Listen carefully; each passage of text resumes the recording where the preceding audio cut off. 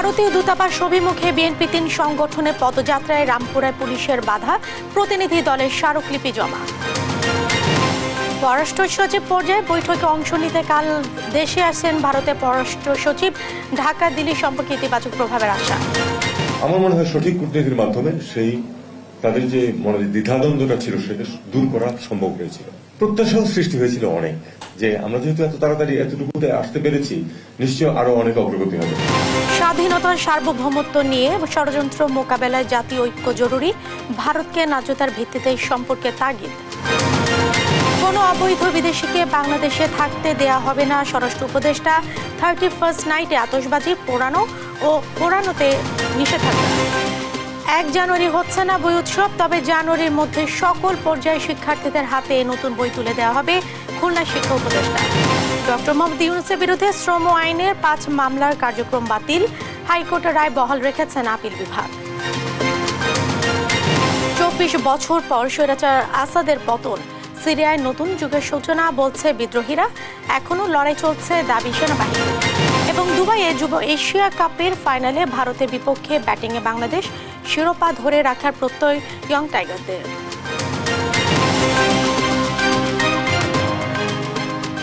দেখছিলেন শিরোনাম সংবাদ দুপুরের, সঙ্গে আছে আমি জেসিকা বেদিন। এবারে বিস্তারিত।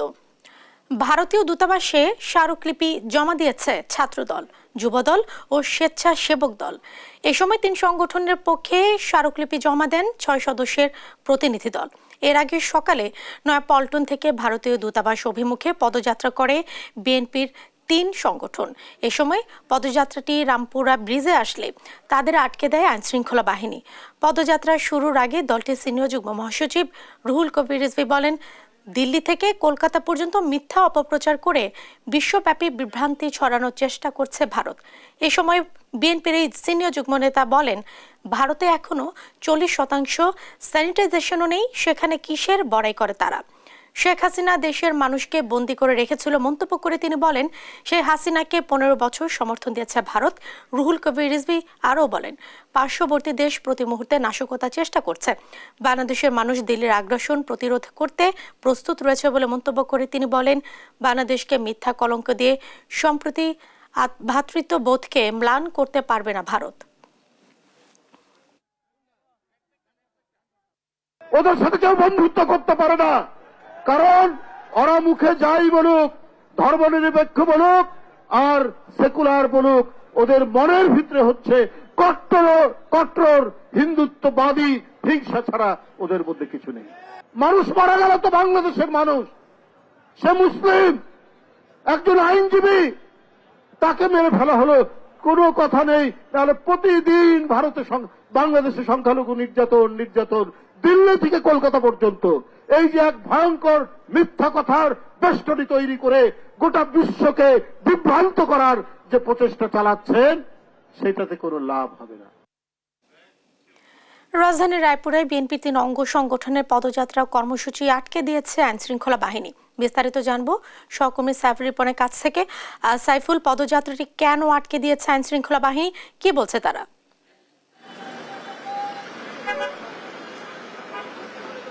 জেসিকা, রামপুরায় আইনশৃঙ্খলা রক্ষাকারী বাহিনীর বাধায় কিন্তু এখানে পদযাত্রাটি শেষ হয়েছে বেলা 1:45টার দিকে, এবং তখন থেকে যান চলাচল শুরু হয়েছে এই সড়কটিতে। এবং এর আগ পর্যন্ত মিছিলে বিপুল সংখ্যক নেতাকর্মীর উপস্থিতির কারণে পুরো এলাকাটিতেই কিন্তু যান চলাচল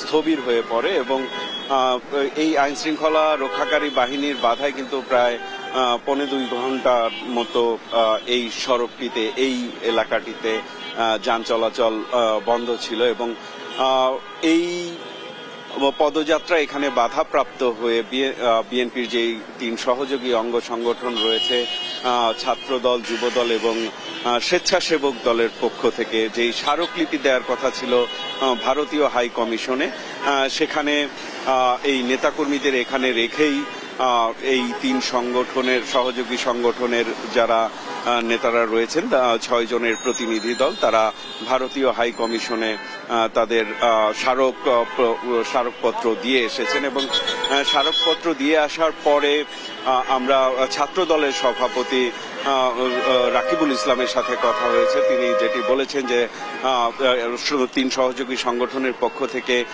ভারতীয় হাই কমিশনের কাছে তাদের স্মারকলিপি জমা দেওয়া হয়েছে এবং এর মধ্য দিয়ে তারা প্রত্যাশা করেন যে বাংলাদেশের জনগণের পাশে অবস্থান নিয়ে জনগণকে সমর্থন দিয়ে ভারত সরকার তাদের যেই একদলীয় সরকার কিংবা এক ব্যক্তির প্রতি যেই সমর্থন তারা দিয়ে আসছিল সেখান থেকে তারা সরে দাঁড়াবে এবং বাংলাদেশের জনগণের সাথে সমর্থন দেবে এমনটি প্রত্যাশা কিন্তু তারা জানিয়েছেন এবং যে কোনো ষড়যন্ত্র মোকাবেলায় যে কোনো অস্থিতিশীলতা মোকাবেলায় দলের প্রয়োজনে এবং দেশের প্রয়োজনে এই যে বিএনপির 3 সহযোগী সংগঠন সেই সহযোগী সংগঠনের নেতারা যেটি বলেছেন যে তারা যে কোনো সময় যে কোনো কিছুর জন্য প্রস্তুত রয়েছেন এবং দেশের স্বাধীনতা সার্বভৌমত্বের জন্য যা করা প্রয়োজন তারা সেগুলো করার জন্য প্রস্তুত রয়েছেন। তো এই ছিল আমার কাছে এখানকার সর্বশেষ পরিস্থিতি। জেসিকা।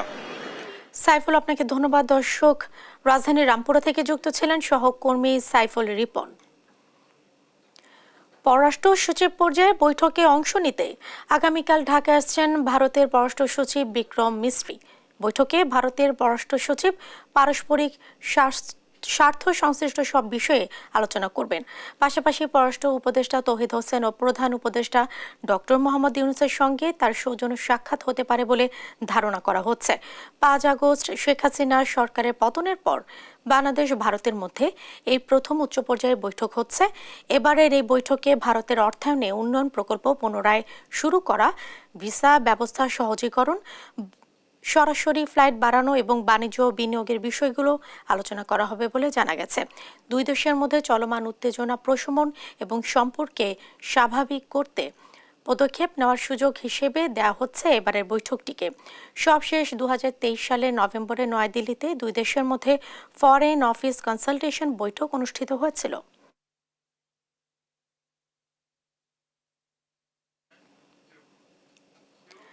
বাংলাদেশ ইস্যুতে ভারতের পররাষ্ট্র নীতি চরমভাবে ব্যর্থ হওয়ায় বিকারগ্রস্ত আচরণ করছে দেশটি, এমন মত আন্তর্জাতিক সম্পর্ক বিশ্লেষকদের। তারা বলছেন, ভারতের পররাষ্ট্র সচিবের আসন্ন সফরে দুই দেশের কূটনৈতিক সম্পর্কে ইতিবাচক প্রভাব পড়তে পারে। এক্ষেত্রে বিগত 15 বছরের সম্পর্কের পর্যালোচনা হতে পারে বলে মত বিশ্লেষকদের। হাসান মাহমুদের রিপোর্ট। বাংলাদেশের বিরুদ্ধে তথ্য সন্ত্রাসের রেশ ধরে উগ্র হিন্দুত্ববাদীদের হামলায় ক্ষতিগ্রস্ত হয় আগরতলায় বাংলাদেশ সহকারী হাইকমিশন। পোড়ানো হয় বাংলাদেশের জাতীয় পতাকাও। প্রতিবাদে বাংলাদেশেও ছড়িয়ে পড়ে ভারত বিরোধী বিক্ষোভ। ভারতীয়দের জন্য ভিসা সীমিত করে বাংলাদেশ সরকার। এরই মধ্যে সোমবার বাংলাদেশ সফরে আসছেন ভারতের পররাষ্ট্র সচিব বিক্রম মিশ্র। ভারতীয় পররাষ্ট্র সচিবের আসন্ন সফর দুদেশের সম্পর্কে ইতিবাচক প্রভাব ফেলবে বলে মনে করছেন আন্তর্জাতিক সম্পর্ক বিশ্লেষকরা। আমরা যে জুলাই বিপ্লবের পরে তরুণদের যে সরকার, অন্তর্বর্তীকালীন সরকার ডক্টর মোহাম্মদ ইউনূসের নেতৃত্বে, সেই সরকার অসাধারণ আত্মপ্রত্যয়ী, আত্মবিশ্বাসী। এতদিন ধরে সাউথ এশিয়াতে ভারতের যে জগদ্দল পাথরের মধ্যে চেপে থাকা যে হিজেমনিক স্ট্র্যাটেজি এবং হিজেমনিক থিওরি, হিজেমনিক ডোমিনেশন, তা বাংলাদেশ প্রথমবারের মতো ভেঙে তছনছ করে দিয়েছে। বর্তমানে কৌশলগত দিক থেকে বাংলাদেশের অবস্থান অনেক বেশি শক্তিশালী। এ অবস্থায় দর কষাকষি করে ন্যায্যতার সম্পর্ক তৈরিতে জোর দেওয়ার পরামর্শ বিশ্লেষকদের। দক্ষিণ এশিয়ার অন্যান্য যে ছোট রাষ্ট্রগুলো আছে, নেপাল, ভুটান, শ্রীলঙ্কা, পাকিস্তান, এখন জন্ম হলো আফগানিস্তান। আমরা যদি আরও এগিয়ে যাই সেন্ট্রাল এশিয়াতে কাজাখস্তান, তুর্কমেনিস্তান, তাজিকিস্তান, আমরা যদি আরও পাশে রাখি ইরান, তাহলে বিশাল মুসলিম যে একটা জোন রয়েছে এবং দক্ষিণ এশিয়ার যে আমাদের ব্যতিপ্রতিম রাষ্ট্রগুলো রয়েছে, সেটা হিন্দু হোক, বৌদ্ধ হোক, মুসলিম হোক, তাদের সবার সাথে আমাদের একটা অর্থনৈতিক জোট হতে পারে এবং এই অর্থনৈতিক সম্পর্ক যখন আমরা নির্মাণ করতে পারি, অলরেডি আমরা কিন্তু we are in the making, তাহলে ভারত আমাদের জন্য কোনো ফ্যাক্টর হবে না। বাংলাদেশের সঙ্গে সম্পর্ক নষ্ট হলে ক্ষতিগ্রস্ত হবে ভারতের অর্থনীতি। তাই নিজেদের স্বার্থেই তারা সম্পর্ক স্বাভাবিক রাখবে বলে মনে করছেন বিশ্লেষকরা। বাংলাদেশের টেলিকমিউনিকেশন, গার্মেন্টস, বিভিন্ন ক্ষেত্রে ভারতের বহু মানুষ চাকরি করে। আজকে যদি এবং এই চাকরিগুলো অনেকাংশে অবৈধভাবে করে, বাংলাদেশের মানুষ যদি বিভিন্ন প্রয়োজনে ভারতে যাওয়া বন্ধ করে দেয় এবং বাংলাদেশে যে ভারতের এক্সপোর্ট আছে, বাংলাদেশের মানুষ যদি পণ্য বর্জন করা শুরু করে, তাহলে আমি মনে করি এবং এই প্রক্রিয়ার মধ্য দিয়ে যদি মোদী সরকারের বর্তমান অবস্থা অবস্থান অব্যাহত থাকে তাহলে মোদী সরকারের অবস্থা শেখ হাসিনার মতো হওয়ার সম্ভাবনা রয়েছে। কারণ এই তিনটে ঘটনা ঘটলে ভারতের ব্যবসায়ী, সুধী সমাজ, মধ্যবিত্ত কেউ ভালো থাকবে না, সবাই ক্ষতিগ্রস্ত হবে। বাংলাদেশের স্বার্থ রক্ষায় কূটনৈতিকদের দক্ষতার সঙ্গে দর কষাকষির পরামর্শ দিয়েছেন বিশেষজ্ঞরা। হাসান মাহমুদ, দেশ টিভি, ঢাকা।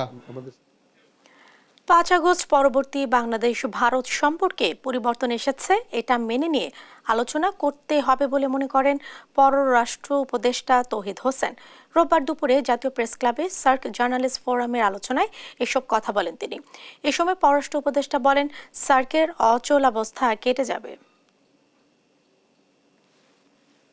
একদিকে পতিত সরকারের দোসরদের অভ্যন্তরীণ নানা ষড়যন্ত্র, অন্যদিকে সাম্প্রদায়িকতার বিষবাষ্প ছড়িয়ে রাষ্ট্রীয় পৃষ্ঠপোষকতায় আন্তর্জাতিক মহলে বাংলাদেশের ভাবমূর্তি নষ্টের অবিরত চেষ্টায় ভারত, যার সবশেষ নজির ভারতের আগরতলায় বাংলাদেশের সহকারী হাই কমিশনে উগ্রপন্থীদের হামলা। এমন প্রেক্ষাপটে দেশের স্বার্থে জাতীয় ঐক্যের ডাক দিয়ে গেল সপ্তাহে ছাত্র সমাজ, রাজনৈতিক দল ও ধর্মীয় নেতাদের সাথে বৈঠক করেন অন্তর্বর্তী সরকারের প্রধান উপদেষ্টা ডক্টর মোহাম্মদ ইউনূস। আমরা সবাই একই পরিবারের সদস্য। 5 আগস্ট ফ্যাসিস্ট সরকারের পতনের পর বাংলাদেশকে পার্শ্ববর্তী দেশ ভারত আওয়ামী লীগের দৃষ্টিতে দেখলে ভুল করবে বলে মনে করেন যুগপৎ আন্দোলনের নেতারা। ইউনূসের ডাকা জাতীয় ঐক্যের বৈঠকে এ নিয়ে বার্তা পাঠাতেও অন্তর্বর্তী সরকারের প্রতি আহ্বান জানিয়েছেন তারা। বার্তাটা যেমন দেশের মানুষকে আমরা দিতে চাইছি তাদের আস্থার জন্য, ভারত সহ গ্লোবাল যে কমিউনিটি তাদের কাছে আমরা এরকম একটা বার্তা দিয়েছি যে আমাদের মধ্যে রাজনীতি হয়তো বা মতাদর্শের কিছু পার্থক্য থাকতে পারে, কিন্তু স্বাধীনতার সার্বভৌমত্ব, জাতীয় নিরাপত্তা বা জাতীয় স্বার্থে বাংলাদেশের সকল মানুষ, রাজনৈতিক দল আজকে ঐক্যবদ্ধ। যেই পরিস্থিতির মধ্যে দিয়েই আমরা যাই, আমাদের স্বাধীনতা সার্বভৌমত্বের প্রশ্নে আমরা ঐক্যবদ্ধ, দৃঢ়, অবিচল, দম্ভ না, কারো কাছে মাথা নত করবো না, এটাই আমরা জানিয়ে দিতে চাই আমাদের প্রতিবেশীকে এবং সমগ্র বিশ্বকে। বাংলাদেশের ভাবমূর্তি নষ্টে দেশি বিদেশি ষড়যন্ত্র মোকাবেলায় প্রধান উপদেষ্টার জাতীয় ঐক্যের ডাক গুরুত্বপূর্ণ ভূমিকা রাখবে বলেও মনে করেন তারা। বাংলাদেশ অনেকগুলো বছর অনেক ঘটনার মধ্যে দিয়েও সাম্প্রদায়িক সম্প্রীতির প্রমাণ দিয়েছে। এটা আমাদের নতুন করে প্রমাণ দেওয়ার দরকার আছে এরকম না। আমাদের ওই ইমেজটাকেই প্রাথমিকভাবে ভেঙে দেওয়ার চেষ্টা করছে আমাদের প্রতিবেশী, যেহেতু অন্য কিছু তাদের কাছে এখন করার নেই। সো আমাদের বিচলিত হওয়ার ব্যাপার নেই, আমাদের উত্তেজিত হওয়ার ব্যাপার নেই। দেশি বিদেশি যে কোনো স্বার্থান্বেষী মহলের উদ্দেশ্য বাস্তবায়নের হাতিয়ার হিসেবে সাম্প্রদায়িকতার বিষবাষ্প ছড়ালেও দেশের মানুষ ধৈর্যের পরিচয় দিয়েছে দাবি করে স্বাধীনতা সার্বভৌমত্বের প্রশ্নে জাতীয় ঐক্য জরুরি জানান বিএনপির স্থায়ী কমিটির সদস্য আমির খসরু মাহমুদ চৌধুরী। এই ধর্মকে ব্যবহার করে যে বিভাজন, যে বিভক্তি, যে পোলারাইজেশন করার যে চেষ্টা, সেটা তো একটা গোষ্ঠীর রাজনৈতিক উদ্দেশ্য সাধনের জন্য, আর তো কিছু না। সুতরাং কিন্তু এটার ভিকটিম তো হচ্ছে, এটা শিকার হচ্ছে যাদেরকে ব্যবহার করা হচ্ছে। এদের মধ্যে অনেক বুঝতেও পারছে না যে তারা কোথায় ব্যবহৃত হচ্ছে, কীভাবে হচ্ছে, এবং অন্যরা এখানে শিকার হচ্ছে। দেশের সুরক্ষা, দেশের স্বাধীনতা সার্বভৌমত্ব যখনই হুমকির সম্মুখীন হবে, এই ঐক্য তো থাকতেই হবে। সাইফুল রিপন, দেশ টিভি, ঢাকা। ফ্যাসিস্ট সরকারের পতনের পর থেকেই বাংলাদেশে ভাবমূর্তি নষ্টে চলছে দেশি বিদেশি ষড়যন্ত্র মোকাবেলায় প্রধান উপদেষ্টা জাতীয় ঐক্যের ডাক গুরুত্বপূর্ণ ভূমিকা রাখবে বলে মনে করেন যুগপৎ আন্দোলনের শরিক দলের নেতারা। তাদের মতে বাংলাদেশের সাথে পারস্পরিক সম্পর্কের ক্ষেত্রে ভারতকে ভাবতে হবে সমতা ন্যায্যতার ভিত্তিতে। দেশি বিদেশি বিভিন্ন মহলের স্বার্থ হাসিলে ধর্মকে ব্যবহারের অপচেষ্টা মধ্যযুগীয় দাবি করে দেশের স্বাধীনতা সার্বভৌমত্বের প্রশ্নে জাতীয় ঐক্য জরুরি বলে মনে করেন বিএনপির স্থায়ী কমিটির সদস্য আমির খসরু মাহমুদ চৌধুরী।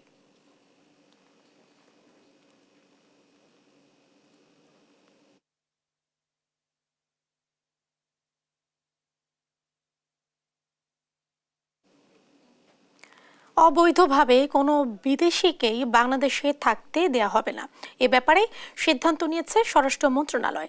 সকালে সচিবালয় আইন শৃঙ্খলা সংক্রান্ত কমিটির বৈঠক শেষে এ কথা জানান স্বরাষ্ট্র উপদেষ্টা জাহাঙ্গীর আলম চৌধুরী।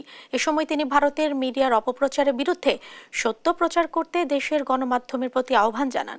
বৈঠকে বড়দিন এবং 31st নাইট উপলক্ষে কোনো প্রকার আতশবাজি ও ফানুস উড়ানোর উপর নিষেধাজ্ঞার সিদ্ধান্ত নেওয়া হয়। তিনি আরও জানান, সীমান্তে আইন শৃঙ্খলা বাহিনী যথেষ্ট সতর্ক অবস্থানে রয়েছে, কোনো প্রকার অনুপ্রবেশ বরদাস্ত করা হবে না বলেও জানান তিনি।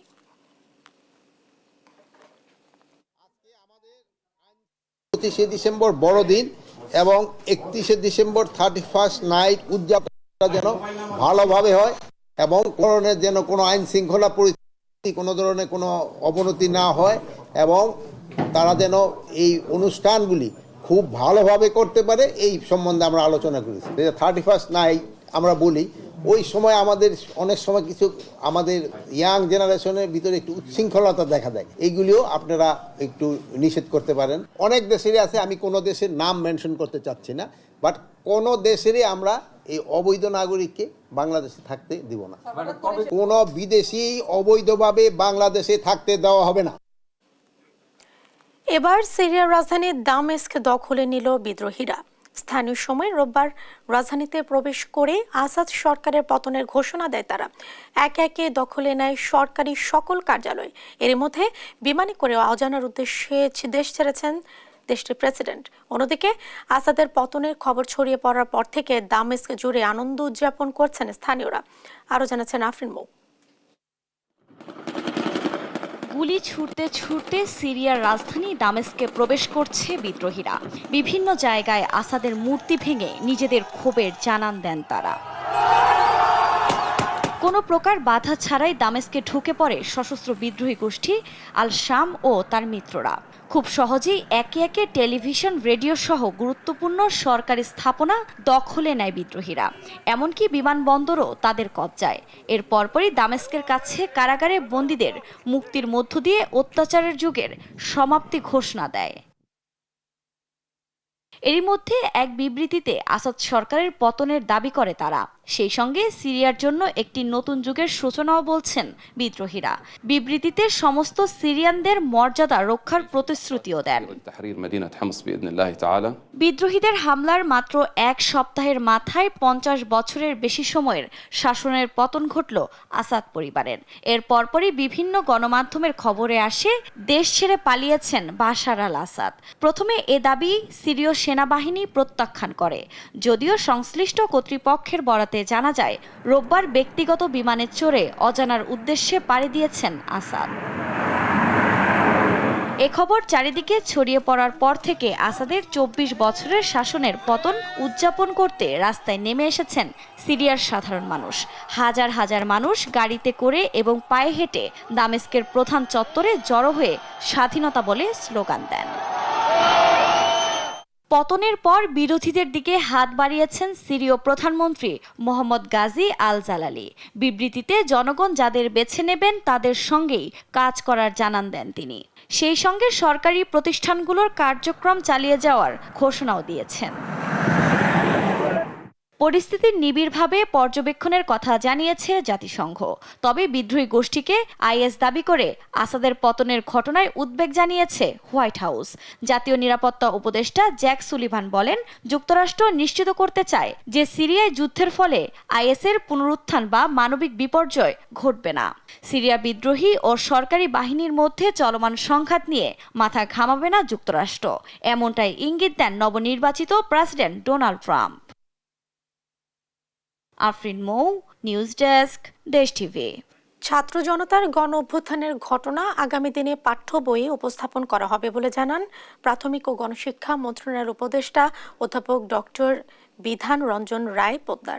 সকালে খুলনায় বিভাগীয় পর্যায়ে কর্মকর্তাদের সাথে মতবিনিময়কালে তিনি কথা বলেন। এ সময় আগামী 1 জানুয়ারি বই উৎসব না হলেও জানুয়ারি মাসের মধ্যে সব পর্যায়ে শিক্ষার্থীদের হাতে বই তুলে দেওয়া হবে বলেও জানান তিনি।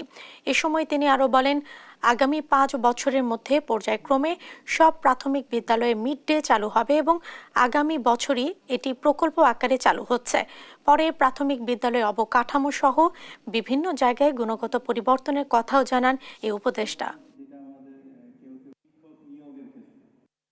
নতুন পাঠ্যপুস্তকগুলোতে আমাদের ছাত্র গণ অভ্যুত্থানটা হয়ে গেল, তা বিভিন্নভাবেই এটাতে প্রেজেন্ট করা হবে। কারণ আমাদের বইগুলো কিছুটা পরিমার্জন করতে হয়েছে, সেজন্য আমরা শিডিউল থেকে কিছু পিছিয়েছিলাম।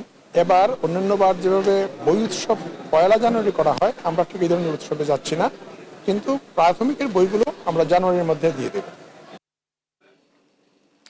নোবেল জয়ী অর্থনীতিবিদ ডক্টর মোহাম্মদ ইউনূসের বিরুদ্ধে শ্রম আইনের 5 মামলার কার্যক্রম বাতিল করে হাইকোর্টের দেয়ার রায় বহাল রেখেছেন আপিল বিভাগ। হাইকোর্টের রায়ের বিরুদ্ধে রাষ্ট্রপক্ষের করা লিভ টু আপিল রোববার খারিজ করে দেন বিচারপতি আশফাকুল ইসলামের নেতৃত্বাধীন 3 বিচারপতির আপিল বিভাগ। এই আদেশের ফলে শ্রম আইনের 5 মামলার কার্যক্রম বাতিল করে হাইকোর্টের দেয়ার রায় বহাল থাকলো বলে জানান ডক্টর ইউনূসের পক্ষের আইনজীবী। গত 24 অক্টোবর হাইকোর্টের ডক্টর মোহাম্মদ ইউনূসের বিরুদ্ধে শ্রম আইনের এই 5 মামলার কার্যক্রম বাতিল করে রায় দেন। ডক্টর ইউনূসের নামে 2019 সালে এসব মামলা করা হয়।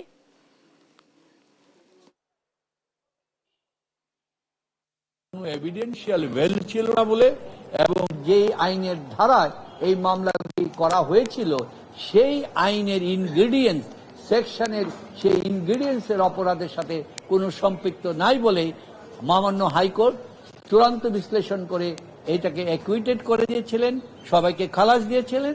আজকে মহামান্য অ্যাপিলেট ডিভিশনও এই আদেশ সেটাকে খারিজ করে দিয়ে হাইকোর্টের সিদ্ধান্ত বহাল রয়েছে এবং তারা সবাই বর্তমানে এই মামলা থেকে মুক্ত। আগামী 2 জানুয়ারি 2025 তারিখে খসড়া ভোটার তালিকা প্রকাশ করবে নির্বাচন কমিশন। জাতীয় পরিচয়পত্রে ভুল থাকলে 2 জানুয়ারির আগেই জরুরি ভিত্তিতে সংশোধন করার অনুরোধ জানিয়েছে নির্বাচন কমিশন। রোববার নির্বাচন কমিশন সচিবালয়ে জনসংযোগ পরিচালক মোহাম্মদ শরীফুল আলম জানান, আগামী 2 জানুয়ারি 2025 তারিখে খসড়া ভোটার তালিকা প্রকাশ করা হবে। এ উপলক্ষে যাদের এনআইডিতে ভুল আছে তাদেরকে জরুরি ভিত্তিতে এই সময়ের আগেই সংশ্লিষ্ট উপজেলা, থানা, নির্বাচন অফিসে গিয়ে ভুল সংশোধন করার জন্য অনুরোধ করা হচ্ছে। নির্বাচন কমিশন ভোটার তালিকা হালনাগাদ করে প্রতি বছরের 2 মার্চ। এর আগে 2 জানুয়ারি খসড়া তালিকা প্রকাশ করে দাবি ও আপত্তি নেয়। সেগুলো নিষ্পত্তির পরই প্রকাশ করা হয় চূড়ান্ত তালিকা। আর এই তালিকার ভিত্তিতেই অনুষ্ঠিত হয় জাতীয় এবং স্থানীয় সরকার নির্বাচন।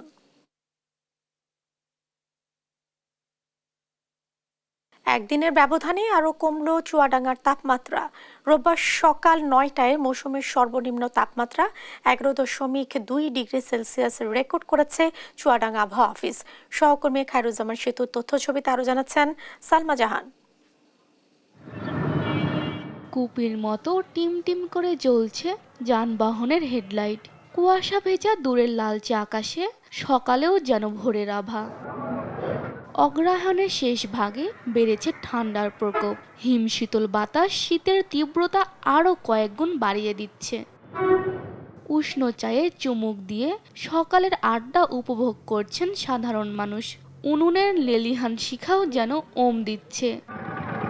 গেল শনিবার থেকে দেশের দক্ষিণ পশ্চিমের জেলা চুয়াডাঙ্গায় জেঁকে বসেছে ঠান্ডা। কুয়াশায় ঢেকে যাচ্ছে চারপাশ। তবে সে আনন্দ উপভোগের সময় নেই সাধারণের। জীবিকার তাগিদে বেরিয়ে পড়তে হয় কাজে। তীব্র ঠান্ডায় কাবু জনজীবনে ব্যস্ততা শুরু হয় ভোর থেকেই। কোনো লোকজন নেই, দোকান খুলেছি, খুলে সে মাছি মারা মতন বসে আছে, কোনো বিক্রি কেনাকাটা কিছুই নাই। প্রচন্ড ঠান্ডা পড়ছে, এই ঠান্ডায় আমাদের গাড়ি ঘোড়া চালানো খুব সমস্যা হচ্ছে, ভাড়া ভুতু লোকজনও কম বেড়াচ্ছে। অতিরিক্ত শীত পড়ছে, তার কারণে আমরা কাজে যেতে পারছি না, কাজে কামে আসছি, ঘুরে চলে যাচ্ছি। চলতি মৌসুমে চুয়াডাঙ্গা জেলার সর্বনিম্ন তাপমাত্রা ছিল রোববার 11.2 ডিগ্রি সেলসিয়াস। বাতাসের আর্দ্রতা ছিল 72%। সামনে শৈত্যপ্রবাহের সম্ভাবনা রয়েছে জানায় আবহাওয়া অফিস। গতকালকে তাপমাত্রা ছিল 12.4 ডিগ্রি সেলসিয়াস। আজ সকাল 6টায় তাপমাত্রা ছিল 11.4 ডিগ্রি সেলসিয়াস এবং সকাল 9টায় 11.2 ডিগ্রি সেলসিয়াস তাপমাত্রা রেকর্ড করা হয়েছে। এভাবে শীতের তীব্রতা পর্যায়ক্রমে আরও বাড়তে থাকবে। রোববার দেশের সর্বনিম্ন তাপমাত্রা রেকর্ড করা হয়েছে দিনাজপুরের বদলগাছিতে 10.6 ডিগ্রি সেলসিয়াস। নিউজ ডেস্ক, দেশ টিভি।